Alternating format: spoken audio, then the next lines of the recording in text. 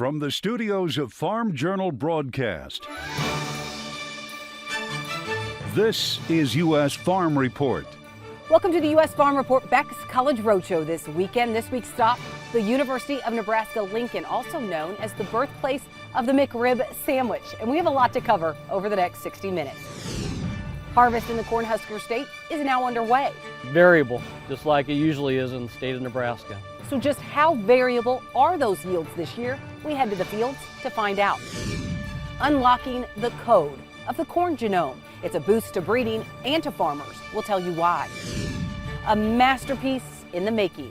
A lot of interest and been a lot of support from producers on seeing this facility come to fruition. How the soon-to-be finished Klosterman Feed Innovation Center could serve up answers for both feedlot operators and researchers at UNL.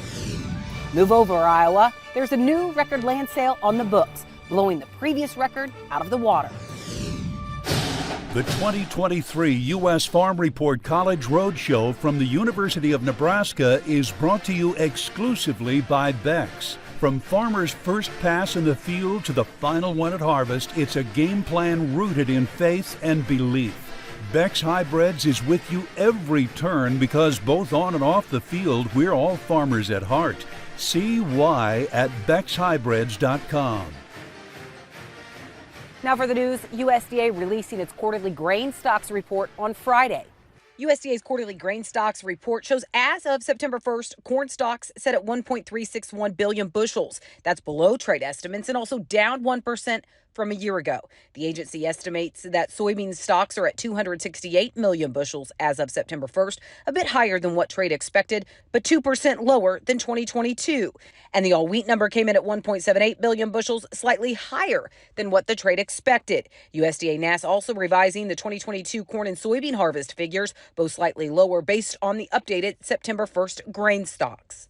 I would say bullish on corn. I mean, obviously you drop the stocks number, less than 100, but it still goes lower. I don't think that would be a huge surprise. I'd said several times, the only way it could be a bullish surprise with demand where it's been, especially export demand, is that last year's crop gets adjusted lower. And that's what we had today. No surprise to me. The market certainly doesn't seem surprised as far as beans go. Yeah, you'd have to think the report is being viewed as bearish. I mean, beans obviously down 20 plus cents. I do think there's other stuff going on with the markets today with government shutdown, et cetera. It comes on the heels of USDA releasing a new crop progress report showing that harvest is starting to pick up pace. It reports 15% of the U.S. corn crop as harvested. That's about 2 points behind average. And 12% of the soybeans are in the bin, a point ahead of the 5-year average. With generally favorable conditions in the field and relatively dry conditions in many areas, it's a good incentive this year just to leave the corn and the soybeans out there to dry down naturally. That means you don't have to pay for propane down the road. So I think that's what a lot of producers are, just waiting for that moisture content to come down before harvest. Well, USDA announcing a big flash sale of corn to Mexico this week. USDA says the country purchased 1.66 million metric tons of corn, or more than 65 million bushels. It was the 11th largest daily export sale on record and the 3rd largest sale of corn to Mexico ever. And it was especially encouraging considering the ongoing USMCA trade dispute between the U.S. and Mexico. Mexico coming in buying over 1 million metric ton of old crop corn and over 600,000 of new crop corn. It shows that even though the press is saying, that we're hearing stories that Mexico isn't interested in our corn, the private purchasers or the users in Mexico certainly want our corn, or they're worried they're not going to be able to get the supplies they need to be able to make their commitments. So they're aggressively buying corn out of the U.S. Analysts tell us Mexico may also be worried U.S. corn yields could decline. Plus, the buy may be an indication that U.S. corn prices are getting low enough to incentivize more demand. And another big buy, a new record land sale on the books, this time in Missouri. The price, $34,800 an acre. It wasn't an investor who paid such a premium price. It was actually a local farmer. According to the bill of sale from Dyer and Finner auctioneers, the record sale happened last Thursday in Saline County, Missouri. Two farmers got in a bit of a bidding war, and in just 15 minutes, 115 acres sold for $34,800 an acre. The buyer was a farmer by the name of Jeff Baxter.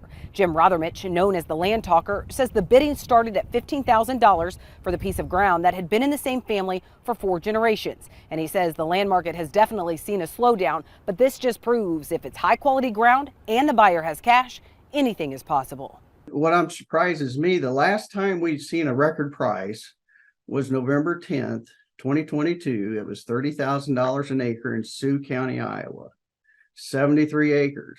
At that time, I thought that record would last for a couple of years, or at least until we got back to $7 corn, $7, $8 corn. Well, that record didn't even last a year. And not only did we go past it, we blew past that. Rothermich telling me that high interest rates have not showed up in the land market just yet, but he thinks it eventually will. And when it does, he does think it will impact land prices. The latest cattle on feed report shows numbers are continuing to drop. USDA pegging total cattle and calves on feed at 11.1 million head on September 1st. That's 2% below last year's inventory at this time. Placements, those totaled 2 million head. That's 5% below 2022. Marketings came in at 1.88 million head, down 6%. This is the 12th consecutive month feedlot numbers have been down in the report. Every month that we have these cattle on feed reports, it's just that, I think, general reminder of how tight we are.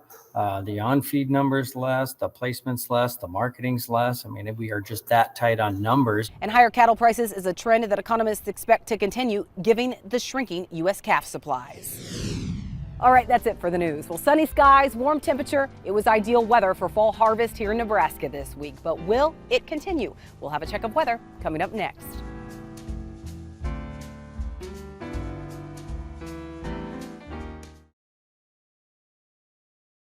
U.S. Farm Report weather is brought to you by H&S Manufacturing. Available in 16 and 18 wheel models, the HC 7116 high-capacity rake can handle your high-tonnage forage, even corn stalks. Find out more at the H&S website. Time now for a check of weather. Meteorologist Matt Engelbrecht joining us this weekend. Matt, 5 straight days of temps in the 90s here in Nebraska. That means farmers are full throttle with harvest, but it looks like there are some hints for chances of rain in the forecast next week, something they really could have used this past summer. Yeah, Tyne certainly could have used a little bit more rain through the summer months. And as we transition into fall, we're going to get pockets of some rainfall here and there. But what we're seeing set up in the jet stream, which we'll look at here in a second, is what's called an omega block. So big pockets of dry weather. Now, this precipitation outlook is October 3rd through October 7th.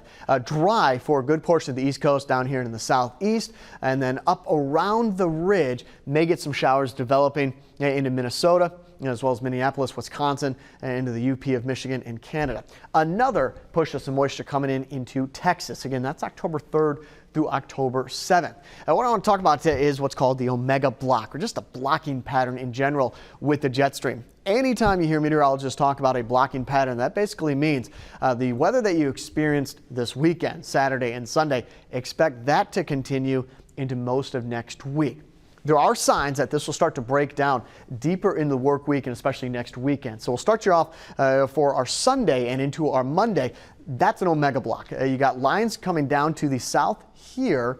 They're going to be back up here to the north and then back down to the south over here, which takes the shape of an omega. But more importantly, the impacts from this means that we're going to get wet weather, possibly some snow over where this U starts to shape, this trough that starts to shape out to the west, and then under the ridge, like what we just saw, there's going to be pockets of some rain, but mainly dry weather right underneath where that ridge is located. Remember, we were looking at the precipitation, the rainfall into Texas. Well, anytime you get into kind of the saddle point between the ridge and the trough, right here is where we could see some rain between Monday, Tuesday, and Wednesday. But that pattern will be sticking around through most of the work week and then finally breaking down Wednesday, Thursday, and Friday. And there's that piece of energy coming through parts of Canada within the jet stream, bringing some rain with it, also back down here to the south as well. So again, there's the jet stream coming up on Wednesday, and what we're seeing towards the tail end of the work week and into the weekend is a shift back more towards a fall type pattern with the jet stream. Cool air, pocket of cool air back up here to the north, starting to sink down to the south. warming up and drying out on the west coast with some cooler air, possibly some frost freeze potential, easily kicking up by the time we get into next weekend, next Saturday and Sunday. So again, there's a look at the jet stream temperature outlook though between the 3rd and the 7th, a warm 2/3 of the United States. Thanks, Matt. Well, the price cost squeeze, the impact it's having on farmers. We'll talk about it in our marketing roundtables from right here at the University of Nebraska coming up next.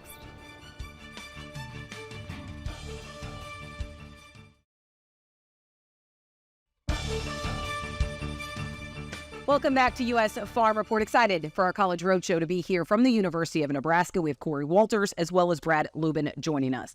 Brad, we're having this discussion before the deadline, September 30th, for a government shutdown. So I want to preface by saying that. But as you look at even anticipating a shutdown, what impacts could that have on some of the government entities? We've watched Congress sort of flail around here and try and come up with a plan, but ultimately we appear headed towards a shutdown at this moment. We already have to make plans. If you're in a government agency, we're already making plans. They're already making plans about how to deal with a shutdown. Who goes home, who stays as an essential worker. There are already costs associated with making those plans. Even if we come up with a last-minute compromise, we're headed to a little bit of a shift and a little bit of a challenge in terms of some costs and some repercussions. Well, we've known about the September 30th deadline, and we've been talking about it as far as the Farm Bill. So it's kind of taken a backseat to the government's shutdown discussion. It looks like we're not going to have a Farm Bill. What is best case scenario with Farm Bill? What's worst case? You're right. We know that the Farm Bill is not coming. It's also due at the end of the month, and it's not going to be here because it takes a backseat to the appropriations process at this point.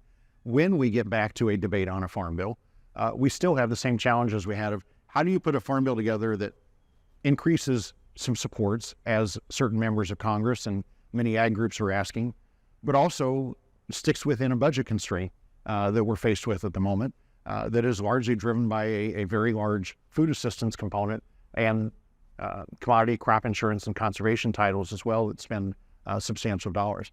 That budget challenge, it really sort of precludes the idea that we're going to have major reforms to a bill, which means maybe that paves the way towards a late year compromise that could get us a new bill, but more likely gets us an extension to keep this debate going into the new year.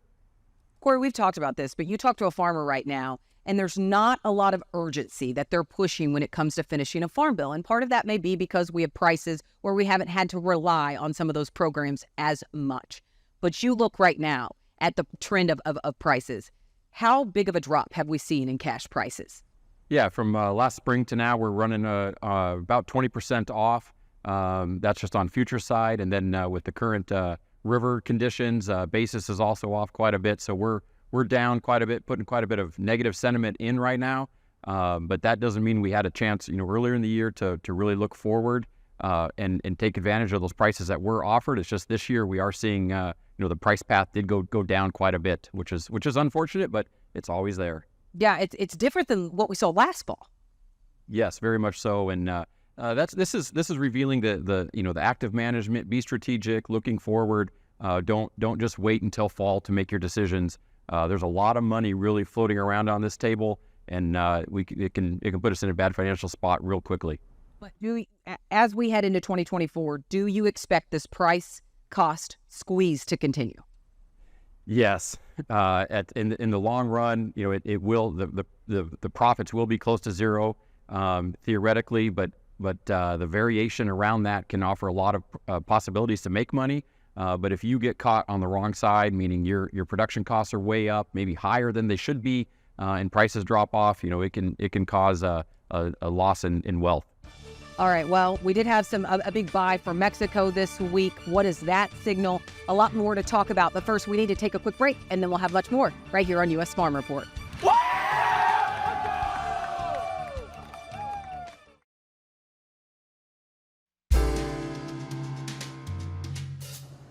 ag economists are still mixed on if we'll see a recession this year, and if we do, how severe it will be. But up until this point, consumers are still spending. Here's John Phipps. Earlier this summer, my faithful air conditioner in my shop stopped working. I called our usual HVAC service, and the technician came and refilled about 6 pounds of refrigerant. It was leaking. I was stunned by a bill for over $600, not counting the service call. A week later, it quit again, and before I poured good money after bad, I checked with another repair service to see what they charged for R410A refrigerant. It was the same. Then I asked Google and found this. The retail markup for R410A is about 10 times at least. In fairness, 410A will be phased out in a couple of years by the EPA, so inventories are shrinking. But I could buy it online right now for less than $10 a pound if I were an HVAC technician. I got an estimate then for a new unit of identical size, $8,300. Going back to Google, I found the same unit that you see, about the same size, designed for do-it-yourself installation, $2,800 delivered. I took my time, but in 3 days I had replaced my old unit. The new one is a heat pump too, so it works both to heat and cool with better efficiency than the old one. My point is not that HVAC dealers are ripping us off, but that unusually large markups invite competition to offer products for home installation and for YouTube expert entrepreneurs to show me how to do it. There has never been a more lucrative time to employ or learn even modest technical skills. My dealer was charging what the market would bear, which is justifiable in my book. Lower priced alternatives affect what some of us in the market will bear, however. I started wondering if this was evidence for what economists call greedflation, which I'd previously kind of discounted. But this chart from the Roosevelt Institute seems to support this assertion. Indeed, general inflation seems to be very good for corporate profits, and the pandemic was a great time to start raising those prices.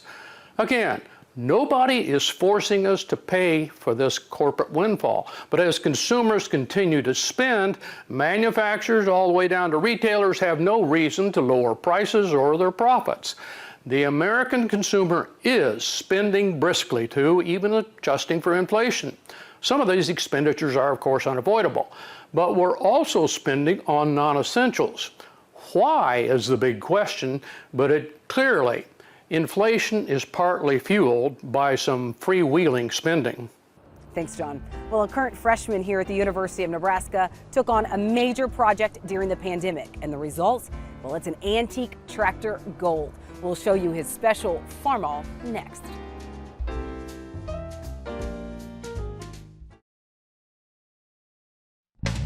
Tractor Tales on U.S. Farm Report is brought to you by Farm-All, 100 years of milestones, community, and memories.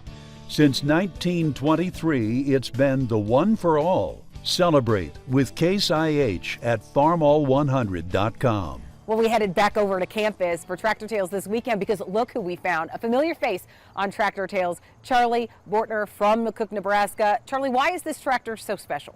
This tractor was my great-great-grandpa's tractor that he farmed with when he bought it brand new in 1954. And it means so much to me that this is his tractor. Well, you got it when you were 15, restored it when you were 16. Now he's a freshman here at the University of Nebraska. What's your major? I'm in ag engineering with an emphasis on machine design. So how did he bring this work of art to life? That's what we find out in Tractor Tales. This tractor is a 1954 International Super M torque amplifier. This tractor was bought brand new by my great-great-grandpa in '54, and I have the original sales receipt for that. Me and Dad found this thing tucked in the corner of the barn, and we estimated that hasn't been started in 30 years by the time I got it. In 2020, me and Dad inherited 2 of these MTAs. One of them was bought by my great-great-grandpa, the other one was bought by my great-grandpa. And we had the intent of someday getting them operational. When the COVID-19 lockdowns hit, it's like, well, this is a perfect time to get these things operational. So that was my lockdown project. And throughout just learning the mechanics behind this and getting them operational, I just got hooked on this antique tractor fever or rustitis, whatever you want to call it. And it's just so much fun. I had no idea what I was doing. First thing I did, I ordered an original service manual, an original parts manual, just copies of them just to help. And I just started going just piece by piece, replace the battery, make sure that the starter was good. And by the time I was done with this one, I had replaced the starter, the whole entire wiring harness, rebuilt the carburetor, and then it was operational after about, I think it was 4 months on this one, during that lockdown. All right, Charlie, what an amazing story, but are Farmall's your favorite? Oh yeah. By far. Yeah. My blood bleeds red. Yeah, he walked up and he had a coffee cup, and what did it say? Farmall on it. Well, thanks for joining us, and good luck at your freshman year here at the University of Nebraska. All right, when we come back, a Feedlot Innovation Center, what it will untap and do for feedlots across Nebraska. We'll show you next. U.S. Farm Report is produced and distributed by Farm Journal Broadcast.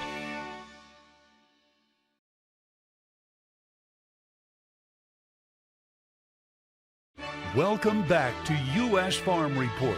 Trusted, timely, tradition. Well, beef is critically important to not just the University of Nebraska, but also the entire state. Agriculture is the largest industry in Nebraska, and beef production, well, that ranks #1.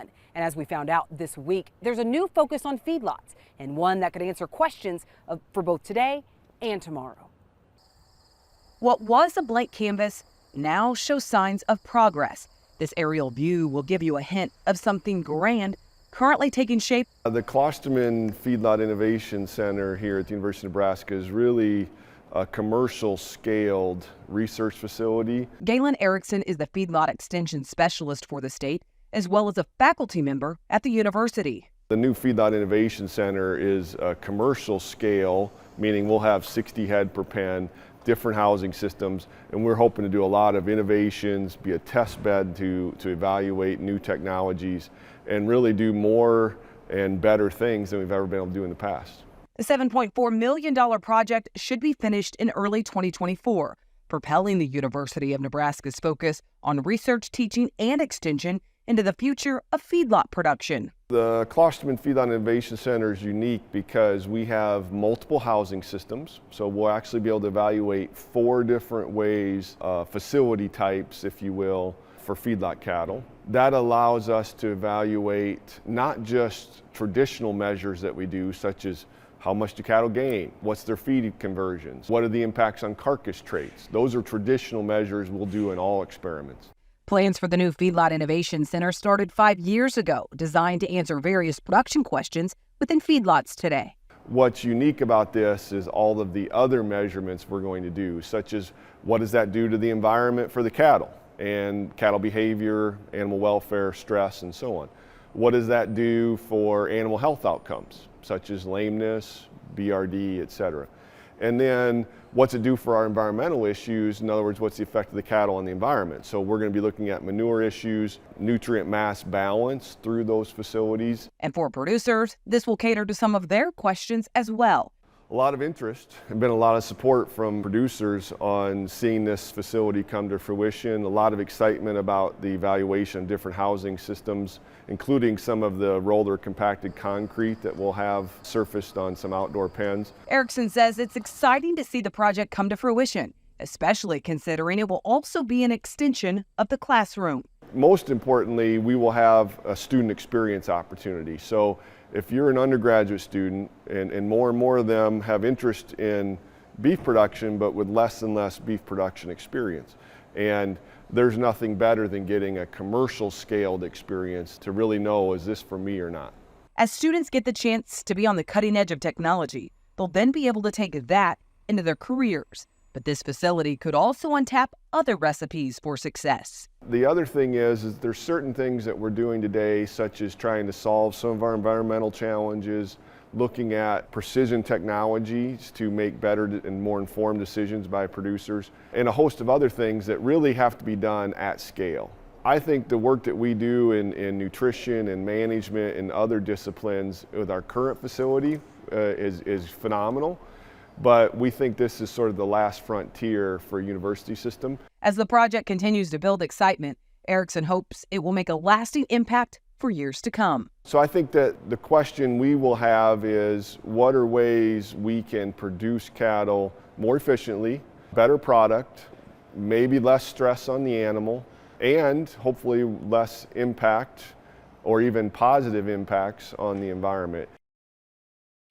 Well, we told you about that major buy from Mexico of U.S. corn this week, but what does it signal? We'll talk about it coming up in our roundtables next.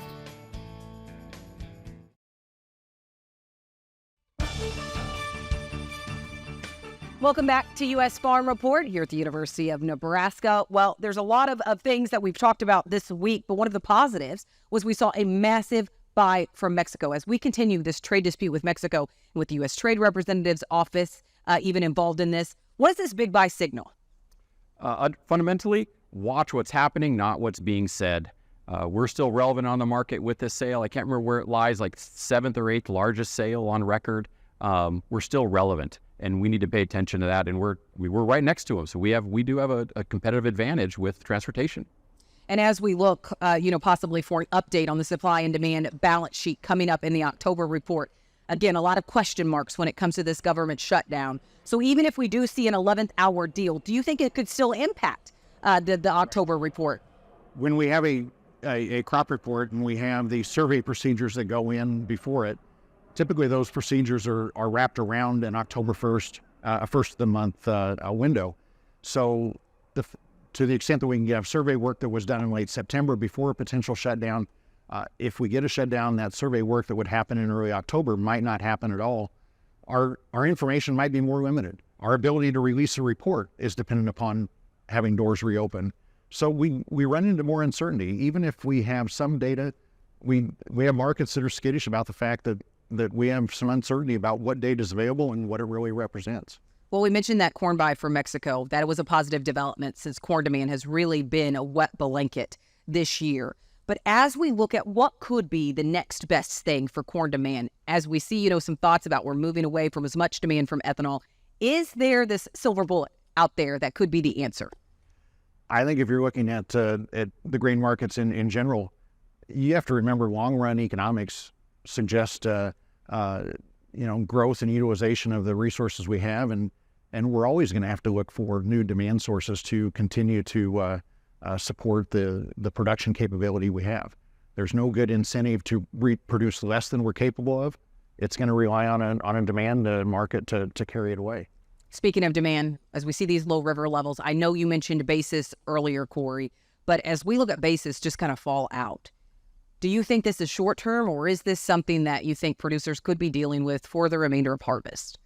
Oh yeah, definitely through the remainder of harvest. After that, we'll find out what the weather does in filling back that river, and yeah, we'll enter another phase. So then, knowing that we could continue to have that hurdle, what is your biggest advice for producers right now when it comes to managing some of that risk? Obviously, if you got storage, use it. If you don't have storage, consider getting it, because our variability in weather outcomes has definitely been growing, and we need to, as an individual farm, need to financially be ready for that in whatever way that is. And storage is a reasonable method to do that during harvest.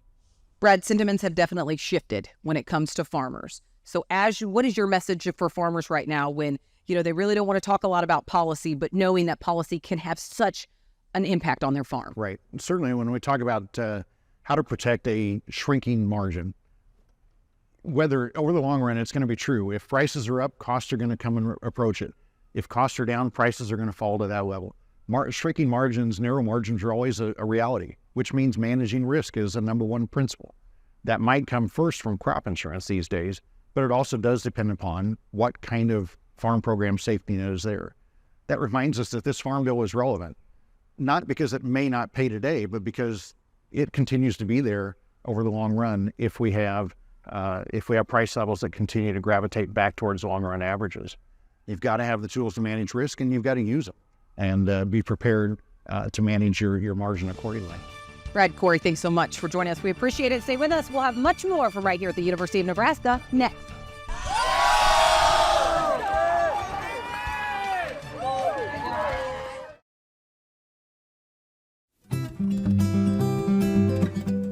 Well, the corn genome is extremely complex, but here at the University of Nebraska, they've unlocked the code, and it could change the game for plant breeders and farmers. These fields are unlocking the future. If you ask any farmer, I think they will tell you the three things they care about are yield, yield, and yield, and that is not going to change. That's going to be the primary focus. But to boost yields, James Schnabel, professor of agronomy at the University of Nebraska, first had to finish a job that started back in 2007. They got a draft of the easy parts of the corn genome that was published in 2009. But that left a lot of complex, repetitive parts of the genome that just are hard to put together. That was at Iowa State. He says mapping the corn genome is like putting together the sky in a puzzle. The pieces all look the same, and you have to figure out which ones are missing and where they all go. The most difficult part was a lot of those holes are just the same piece, same DNA sequence repeated over and over and over again. And so that's why I like this analogy to putting together a puzzle. If you just have the same colored puzzle piece over and over and over again, all you can do is try one after another which pieces fit into the other. And that's really what we had to do to fill in some of those biggest holes. Schnabel collaborated with folks at Iowa State. It was led, though, by a team at the China Agricultural University. With the latest technology, it allowed the researchers to sequence much longer pieces of DNA, and with that, they discovered the missing pieces, mapping the entire corn genome. When the first version of the corn genome was sequenced, individual DNA sequences that we could read were only maybe 1,000, 2,000 letters long. Now we're able to sequence pieces 20, 30, 40,000 base pairs long, which is why we were able to successfully fill in all those last missing holes. With the latest DNA sequencing technologies, along with genetic and physical maps, the team then got to work sequencing the corn genome with the goal of answering lingering questions about corn. We still do not have good technologies for figuring out which corn hybrids are going to perform in which environments without actually testing them. We need to be doing a better job of this because the Nebraska of 2040, the Nebraska of 2030 is very different from the Nebraska of 2023, and we need to be developing corn hybrids today that are going to thrive in farmers' fields in the Nebraska of 2030. Schnabel says knowing the entire sequence of the corn genome allows researchers to make better decisions early on which hybrids have the most potential. The difference is we can make better decisions early on about which varieties have promise, which ones should be moving through that pipeline, based not on how the plants are performing in the field today, but how we think the plants will perform in the fields of 2030, when there's going to be less nitrogen, less water, and different growing seasons than the ones that we are working with today. The team then trials that breeding here, as well as across Nebraska and Iowa. It allows them to discover which genes control performance in a wide variety of soils and environments. But as long as we can keep increasing yield, the two big questions that come beyond that are drought tolerance and the ability to use water more efficiently, and similarly, the ability to use nitrogen more efficiently. The team didn't just map the corn genome, but also sorghum. Sorghum is a lot easier. It's about 1/3 the size of the corn genome, and it has a lot less of this repetitive stuff that was why it was so hard to finish the corn genome. And that now allows researchers to harvest even more answers. What sorghum has that corn doesn't is an ability to grow in much more marginal environments. It grows with less water, it grows with less nitrogen.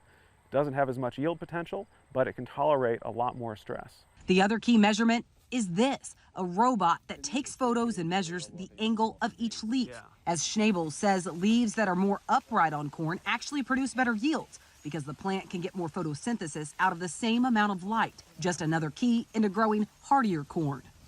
This is such a game changer because there are so many ways that corn plants differ from each other that we weren't able to measure before without a complete map of the corn genome.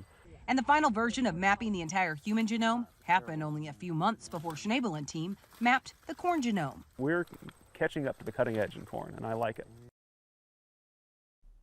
By the way, the individual who originally mapped part of the corn genome in 2007 that was published in 2009, well, that was Patrick Schnabel from Iowa State University, who's actually James's dad. So like father, like son.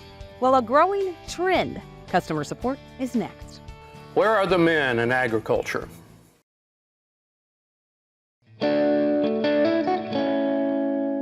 Are there more women than men attending college today? Well, St. Louis Fed dug into it, and they say for every man enrolled in college, there are now 2 women. Here at Nebraska, enrollment in the College of Agricultural Sciences and Natural Resources is 55% female and 45% male. But it's also a trend showing up in the ag industry. That's customer support this week.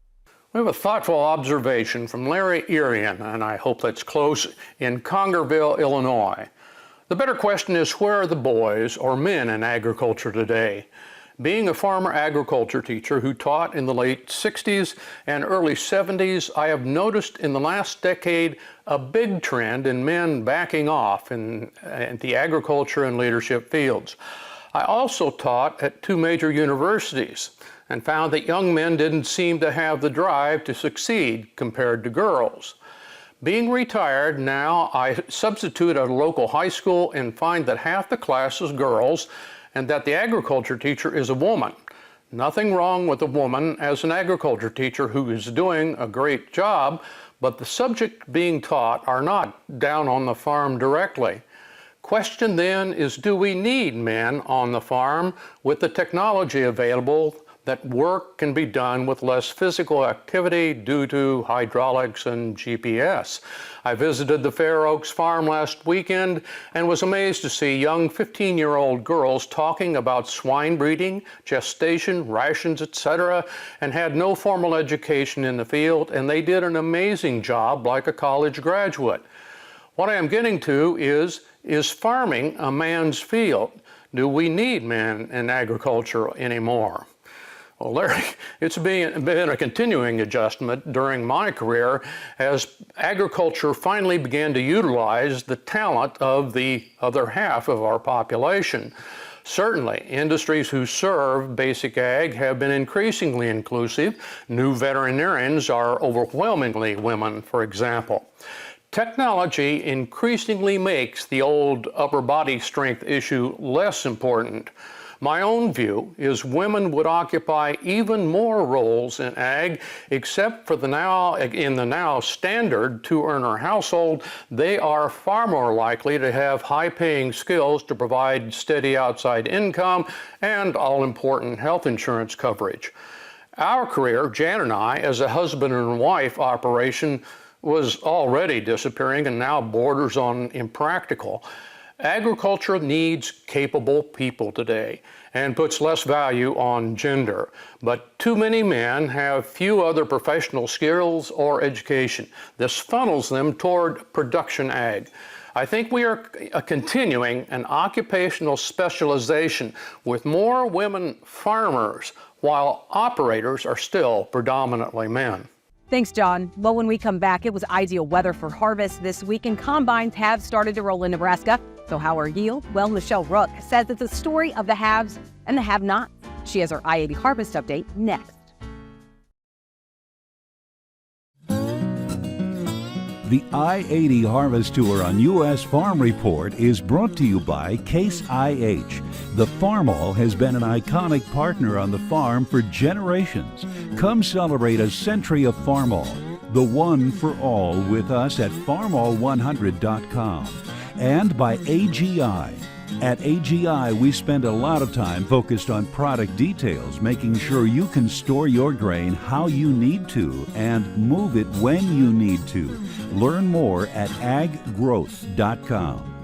Well, you don't have to travel far from right here at campus, and you will see harvest underway. USDA's crop progress report on Monday shows harvest is just getting started across the state of Nebraska, with 15% of the corn and 14% of the soybeans out of the field. But as Michelle Rook shows us in her I-80 harvest update, for Nebraska farmers, the 2023 growing season has really been a story of the haves and the have-nots. Early harvest results here in Nebraska have been variable, as you might expect. While some farmers faced their second year of drought, others were lucky enough to pick up some mid-season rains, and that was just enough to overcome some of the early season drought stress to produce some average to above average yields. Steve Wellman was hit by drought on his farm in southeast Nebraska in 2022. So surprisingly, this season started off with enough moisture to get the crop off to a good start. And then June turned really dry, and we were really concerned about the drought. In fact, in June, drought covered 95% of the state. However, some mid-season moisture may have come just in time to save Wellman's corn crop. And we see the impact of great yields here now. Much better than we thought we were going to have when we were looking at the dry weather in June. In fact, corn yields have been averaging around 200 bushels per acre, nearly 25% above his farm's average production history. He attributes some of it to improved genetics and management. Yield-wise, it looks like we're going to be above normal, yield-wise, above our 10-year APH for crop insurance, and so happy about that, at least on corn. Corn is running 57 to 58 pounds, so the late season heat didn't hurt test weights, and they aren't seeing field loss. And right now, the corn's standing well. The ears are hanging on well, so really no issues right now. However, Wellman thinks the late season heat may have hurt soybean production potential and standability. There's also been some disease and pest pressure. I think we lost the top end of the crop during August and September during the heat. It looked like it probably took soybeans took a few steps backward yield-wise, but overall, still optimistic that it'll be above our 10-year APH yield. However, that's not the case across Nebraska, and statewide yields may be below average, with drought impacting nearly half the state, accounting for 71% of corn and 80% of soybean acres. The unknown is how much irrigated production will make up for the drought losses. Be variable, just like it usually is in the state of Nebraska. In Nebraska on the I-80 Harvest Tour, I'm Michelle Rook for U.S. Farm Report. Thanks, Michelle. Well, next week, we're off to Madison, Wisconsin. It's not College Roadshow. It's all about dairy. We're at World Dairy Expo next weekend for our live taping. It happens at 9 a.m. on Thursday in the Tan Bark. So if you're at World Dairy Expo, we hope to see you for our live taping of U.S. Farm Report.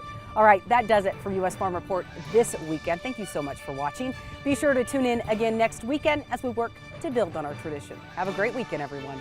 U.S. Farm Report is produced and distributed by Farm Journal Broadcast.